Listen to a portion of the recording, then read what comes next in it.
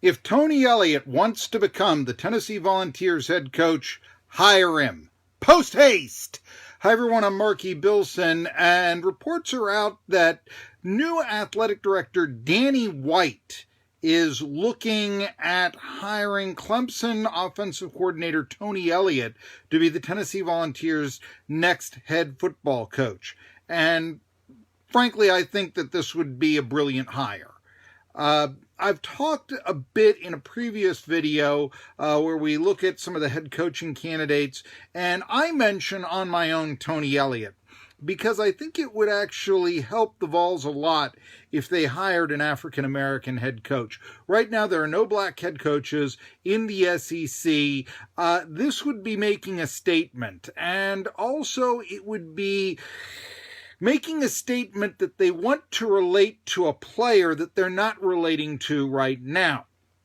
And I've mentioned this before. How did Tennessee fall to the depths that they have? 8 losing seasons in 13 years. We figured out that basically every team that can win the SEC East, I'm suggesting that Kentucky and Vanderbilt, their programs just are not built to win the SEC East under almost any circumstances. But any program that can win the SEC East has done so since the Vols last did in 2007. I recently wrote a piece on my Medium page, and Ole Miss has been in the top 5 3 times since Tennessee has. I mean, you start looking at how bad the Vols have been, not that that's really a surprise when you lose 15 out of 16 to Florida, and how many, a dozen games or whatever it is to Alabama, and 9 of 11 or 10 of 12 or whatever it is to Georgia, and, you've got a losing record to Vanderbilt the last 9 years, this sort of thing. It's been bad on Rocky Top, let's face it, and let's take a look at that Rocky Top. Okay. Here's why I think Tony Elliott would be just a tremendous hire. Now, for one thing, yes, he's coming from the second best college football program in America, Clemson. So, he's coming from a winning program and such. But when you look at the coaches that Tennessee has had, and when you look at the administrators that they have had, you've got to start asking yourself, has Tennessee really been living in the past? And I believe that they have been. Hiring Elliott, a 41-year-old head coach from the Clemson Tigers, offensive coordinator, not a defensive coordinator, that's looking to the future.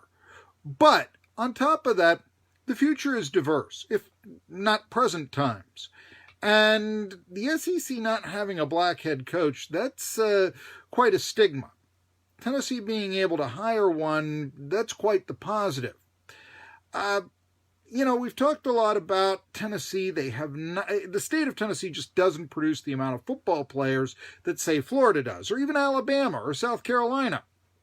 And so it behooves the Vols to recruit out of state. Now, everybody recruits out of state. I don't care if you're Florida Gators, you're recruiting out of state. But you've got to bring in the great football player from out of state, like Peyton Manning from New Orleans. Or let's say someone like, looking back in the day, I mentioned Charles Garner. He was a good running back on Johnny Major's last team, and he came out of Michigan. So let's consider this. You are a blue chip prospect from Detroit.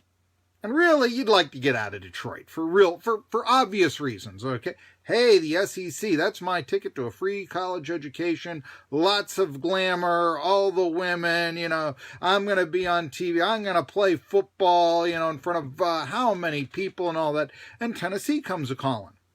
And they start presenting their pitch. Now, here's what Tennessee has to offer that inner city athlete, that blue chipper. They have to offer a county, a home county, Knox County, that's 85% white and less than 9% black. And the rest of East Tennessee, unless you're going to Hamilton County where Chattanooga is even less diverse. And trust me, the Vols don't take prospects on their recruiting trip to Rock City. I'm pretty sure they don't do that. So that's kind of irrelevant. Nobody goes from Knoxville to Chattanooga to have a good time, that sort of thing. East Tennessee is staunchly conservative, both politically and culturally. The fans wear checkerboard overalls. How does that relate to somebody from really outside of East Tennessee, let alone, a place like Michigan or Ohio or wherever, or Florida? Or how about this? You're singing in the stands, once two strangers, they were up all right at the top, and they're looking for moonshine still, and I don't think they're ever going to come back, because we get your corn from a jar. Yeah. Now, I laid it on heavy there, but I did so because if you're singing about killing strangers at a place that will always be home sweet home to me, you're not relating to that inner city blue chipper from Detroit, from Cleveland, from wherever, Miami, I don't care, you're driving them away. And if I'm a recruiter at any other place in the SEC or any other place in college football, you're considering Tennessee. That's interesting. Do you know the story of Chuck Cooper? Now, I know this is a long time ago, but Tennessee once forfeited a basketball game rather than play against Chuck Cooper. Yeah, he was the first African-American drafted in the NBA. How do you get that player? They're not doing it. Don't let the recruiting rank, if you've got another place to go, this is why the Vols lose. Do you see why Tennessee might not be the most welcoming place for an African-American athlete to play at when that's the culture? Tony Elliott could conceivably ease those fears. Now, it just should be stated that Vanderbilt, and that's just the bottom rung of the barrel in the SEC. But last 9 seasons, they defeated Tennessee 5 times. And the day they hired James Franklin as their head coach is the day that they started competing with Tennessee. And for that matter, following it up with Derek Mason, who also has enjoyed his own victories against the Vols. Now, don't you think that James Franklin and Derek Mason, 2 coaches of color, got players to consider Vanderbilt before that they never would have before? Maybe even considering the SEC that you wouldn't have before.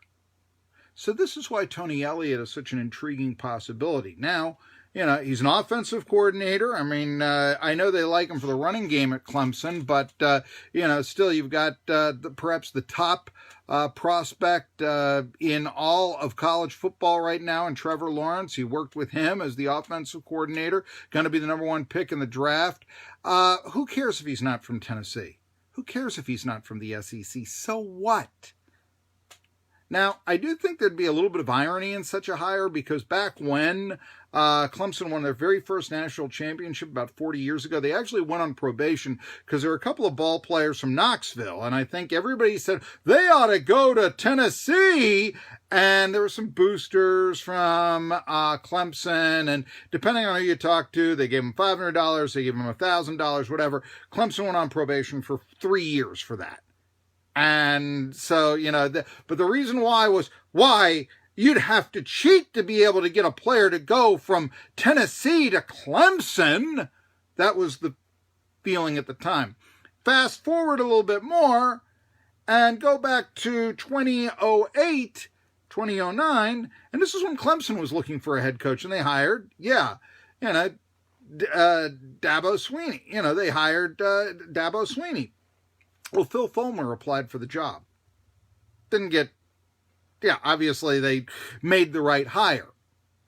But with Fulmer on his way out as the athletic director, that really would be the final nail in the coffin for his legacy if someone from the staff of the coach hired over him at Clemson. And Clemson then goes on to do, to become one of the 2 best college football programs in America, actually is the person that is brought in to save the football program at Tennessee, something that Fulmer could not do. But you see, hiring Fulmer was living in the past. Hiring Elliott would be looking to the future. It would be innovation.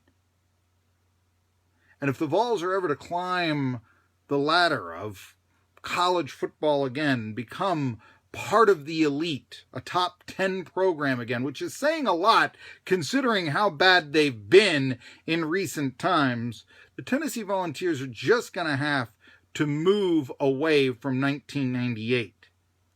Yeah, Clemson passed them a long time ago on the hierarchy of college football. You might as well accept that, and if you can't beat them, join them. Tony Elliott would allow you to beat them in the future. I'm Marky Billson. I tell it like it is. I pull no punches, and I'm not afraid of tackling the tough issue. If that's the coverage that you want in hearing about sports in East Tennessee or beyond, then I ask you to follow me on YouTube. Marky Billson is my channel. Or you can, hit the bell, that sort of thing. You can also read my stuff on Medium, subscribe to my Medium page, and also I ask you to follow me on Twitter. I think you'll be very pleasantly surprised and enjoy the analysis that I give to Tennessee, ETSU, and other sports in general. And so until next time, hit the bell, and I'm Marky Billson.